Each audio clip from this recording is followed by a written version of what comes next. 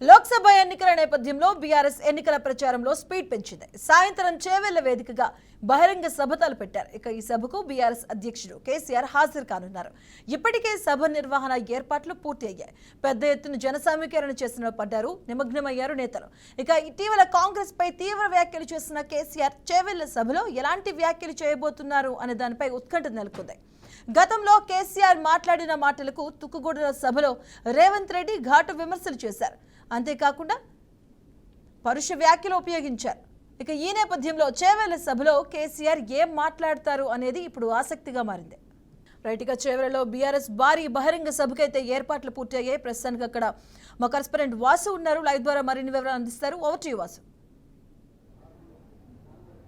మధు, మరికొద్ది సేపట్లో చేవెళ్ల ఈ ఫరా ఇంజనీరింగ్ కాలేజ్ ప్రాంగణంలో ప్రజా ఆశీర్వాద సభని బీఆర్ఎస్ పార్టీ నిర్వహించబోతా ఉంది. ఈ సభకు ముఖ్య అతిథిగా బీఆర్ఎస్ అధినేత కేసీఆర్ హాజరు కాబోతున్నారు. ప్రధానంగా రాబోయే లోక్సభ ఎన్నికలకు సంబంధించి పార్టీ క్యాడర్ని సమాయత్తం చేయటం, అట్లాగే పార్టీ అధినేత ఆయన ఇచ్చే సందేశం ఏ రకంగా ఉంటుందనేది కూడా తెలంగాణ ప్రజలు ఇంట్రెస్ట్గా ఎదురు చూస్తున్న పరిస్థితి. ప్రధానంగా రాబోయే లోక్సభ ఎన్నికలకు సంబంధించి చేవెళ్ల పార్లమెంటు ప్రాంతాన్ని బీఆర్ఎస్ పార్టీ సెంటిమెంట్గా భావిస్తుంది. ఎందుకంటే 2014లో ఇక్కడి నుంచి బీఆర్ఎస్ అభ్యర్థి కొండా విశ్వేశ్వరరెడ్డి గెలుపొందారు. అట్లాగే 2019లో రంజిత్ రెడ్డి బీఆర్ఎస్ అభ్యర్థిగా పోటీ చేసి గెలుపొందారు. ఇక్కడి నుంచి 2 సార్లు ఎంపీగా గెలిచిన బీఆర్ఎస్ పార్టీ మరొకసారి గెలిచే ప్రయత్నంలో భాగంగా ఇవాళ ప్రజా ఆశీర్వాద సభను ఇక్కడ నిర్వహించబోతా ఉంది. ఈ సభ ద్వారా అంటే ఈ చేవెళ్ల పార్లమెంటు నియోజకవర్గంలో దాదాపుగా 7 అసెంబ్లీ నియోజకవర్గాలు వస్తాయి. 7 అసెంబ్లీ నియోజకవర్గాల్లో 4 బీఆర్ఎస్ పార్టీ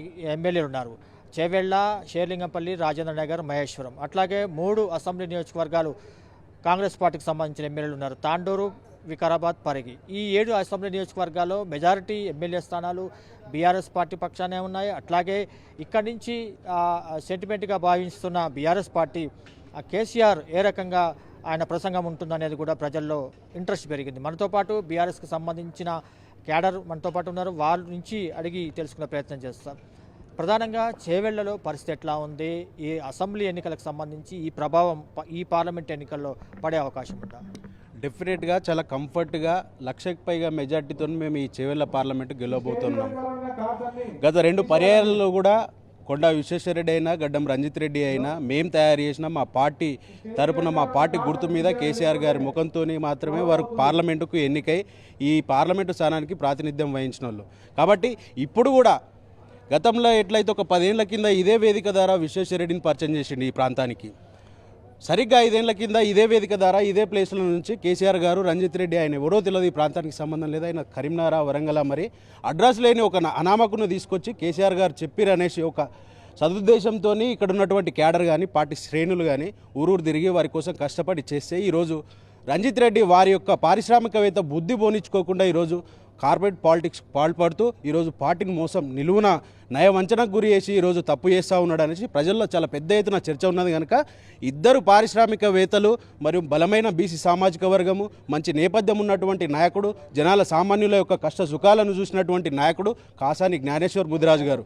కాబట్టి ఖచ్చితంగా ఇక్కడ ఉన్నటువంటి బీసీ, ఎస్సీ, ఎస్టీలంతా కూడా దండై ఈరోజు కాసాని జ్ఞానేశ్వర్ ముదిరాజును గెలిపించుకోవడం అనేసి ఈరోజు కదం దొక్కిరు.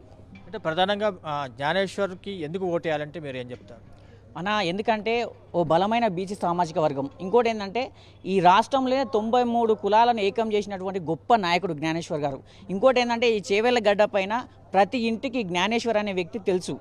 ఈ కొండ విశ్వేశ్వరి, రంజిత్ రెడ్డి వీళ్ళందరూ కార్పొరేట్ వ్యక్తులు, వీళ్ళు మొన్న వచ్చినట్టు వ్యక్తులు. కానీ ఈ జ్ఞానేశ్వర్ అనే వ్యక్తి అయినా మామూలు సామాజిక వర్గం నుంచి, అంటే నిరుపేద నుంచి ఎదిగినటువంటి గొప్ప నాయకుడు. కాబట్టి కంపల్సరీ ఈ చేవెళ్ల గడ్డ పైన మరోసారి గులాబీ జెండా ఎగురుతుందని మేము ఆశాభావం వ్యక్తం చేస్తున్నాం.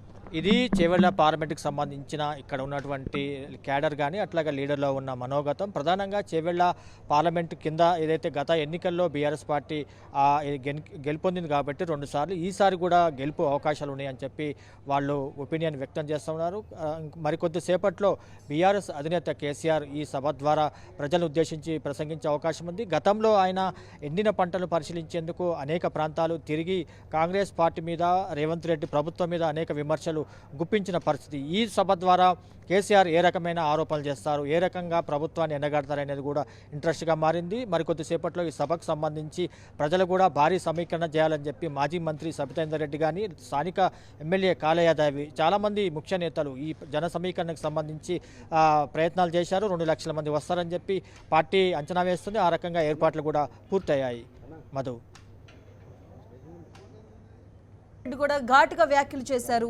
అలాగే ఈరోజు కేసీఆర్ ఏ విధంగా స్పందించబోతున్నారు, అంటే ఏ అంశాలను ప్రధానంగా ప్రస్తావిస్తారు అసలు ఈ సభకు సంబంధించి?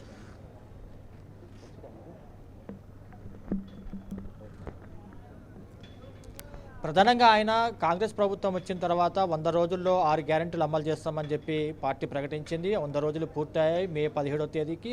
అయితే 6 గ్యారెంటీల్లో ప్రస్తుతం కాంగ్రెస్ పార్టీ కొన్ని గ్యారెంటీలు అమలు చేస్తూ ఉంది. ఈ గ్యారెంటీలకు సంబంధించి మిగతా ఏదైతే ఇప్పటికే బీఆర్ఎస్ పార్టీ 420 హామీలు అని చెప్పి ఒక పుస్తకాన్ని ప్రచురించింది. 400 హామీలని అమలు చేయాలని చెప్పి డిమాండ్ చేస్తూ ఉంది. దాంట్లో భాగంగానే 6 గ్యారెంటీల అమలుతో పాటు 100 రోజుల్లో ఏదైతే హామీ ఇచ్చారో ఆ హామీలన్నిటిని నిలబెట్టుకునే విధంగా కాంగ్రెస్ పార్టీ కట్టుబడి ఉండి ఆ హామీలు నెరవేర్చాలని చెప్పి బీఆర్ఎస్ డిమాండ్ చేస్తూ ఉంది. ఆ కోణంలోనే కేసీఆర్ ప్రసంగం ఉండబోతూ ఉంది. ప్రధానంగా చేవెళ్లలో ఉన్న 7 అసెంబ్లీ నియోజకవర్గాల్లో 4 బీఆర్ఎస్ ఎమ్మెల్యేలే ఉన్నందున గెలుపుపై ధీమా వ్యక్తం చేస్తున్నారు. ఇటు పార్టీకి సంబంధించిన ముఖ్య నేతలు కానీ మాజీ మంత్రి సబితేందర్ రెడ్డి కానీ ఇక్కడ స్థానికంగా ఉన్న ఎమ్మెల్యేలు కానీ వీరందరూ కూడా ఇక్కడ ఉన్న అభ్యర్థి తరపున ప్రచారం చేసే పనిలో ఉన్నారు. అట్లాగే ఇవాళ తొలి సభ ప్రజా ఆశీర్వాద సభ, ఇవాళ తొలి సభ ఎన్నికల ప్రచారాన్ని ఇక్కడి నుంచే కేసీఆర్ ప్రారంభిస్తబోతున్నారు. బస్సు యాత్ర ద్వారా దాదాపుగా 100 అసెంబ్లీ నియోజకవర్గాలు చుట్టూ వచ్చే విధంగా ఆయన ప్రణాళిక రచిస్తున్నారు. గత అసెంబ్లీ ఎన్నికల్లో 97 నియోజకవర్గాల్లో కేసీఆర్ ప్రచారం చేశారు. దానికి మించి ఈసారి 100 అసెంబ్లీ నియోజకవర్గాల్లో ప్రచారం చేయాలని చెప్పి కేసీఆర్ భావిస్తున్నారు. Madhu. Right, thank you Vasu. కాసేపట్లో చేవేళ్లలో బీఆర్ఎస్ బహిరంగ సభనైతే నిర్వహించబోతున్నారు.